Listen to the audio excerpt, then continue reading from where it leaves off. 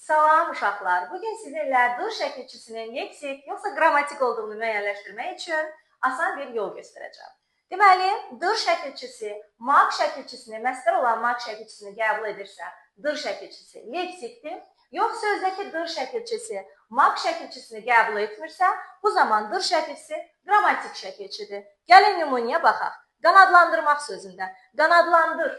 Dır şəkilçisinin leksik yoxsa qrammatik olduğunu müəyyənləşdirmək üçün ona maq şəkilçisi artırırıq. Maq şəkilçisini söz qəbul etdi mi? Qanadlandırmaq, bəli, qəbul elədi. Deməli, dır şəkilçisi leksik şəkilçidir. Bu tərəfə baxırıq. Şagirdlərdir. Şagirdlərdir sözünə dıra maq artıraq.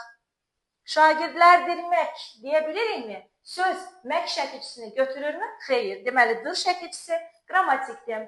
Bu kimi videoların davamlı gəlməsini istəyirsinizsə, abunə olmağı, paylaşmağı və bəyənməyi unutmayın. Sağ olun.